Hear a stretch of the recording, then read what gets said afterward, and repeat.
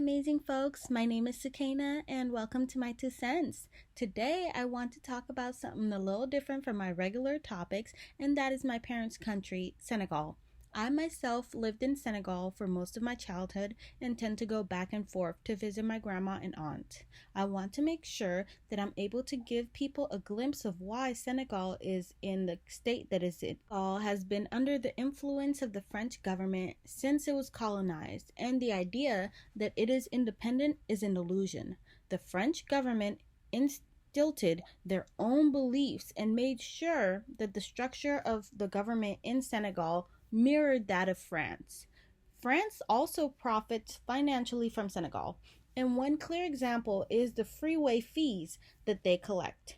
France made a deal to fund some of the project and collect the fees over a 20-year period.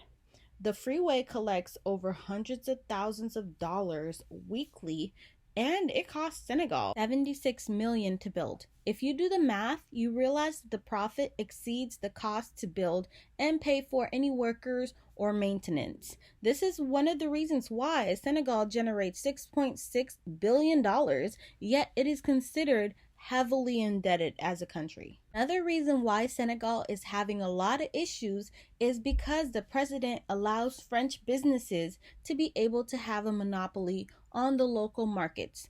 Auchan is one of those businesses. I personally noticed the business tactic that they used, which was to lower the cost of goods in order to remove competition. It worked because a lot of local merchants closed, and that made people rely on the French market. Afterwards, they raised the price of those goods, knowing that people had no other option. This took a toll on many business owners because they lived day to day. It also didn't help that many people, because they used to bargain or borrow money from local merchants in order to feed their family, could no longer do so.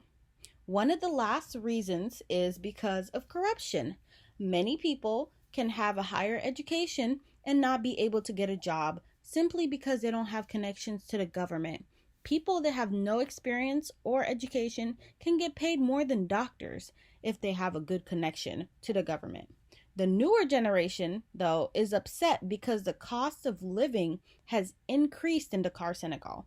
Yet the job market has not improved to reflect the current times. Most also feel that the French market is not paying them enough for their labor. For example, one of the workers at Auchan worked 40 hours a week for 1 month, and their salary was less than $100 US dollars.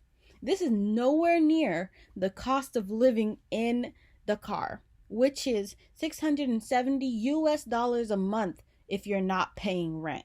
That was just another example on why the Senegalese people were annoyed with the government.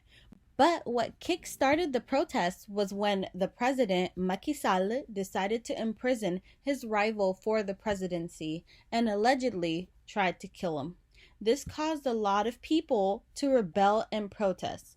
This led to 5 people being killed by the police and the burning of many French markets, including Auchan. The president quickly released his rival, and he also changed the curfew times because a lot of people complained that a curfew from 9 p.m. to 5 a.m. was not feasible, and that was changed to 12 a.m. to 5 a.m.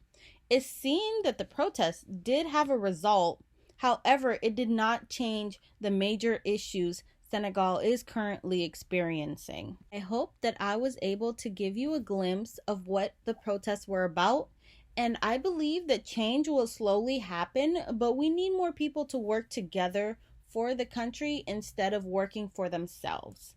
Thank you so much for listening, and hopefully I'll be back with another podcast soon.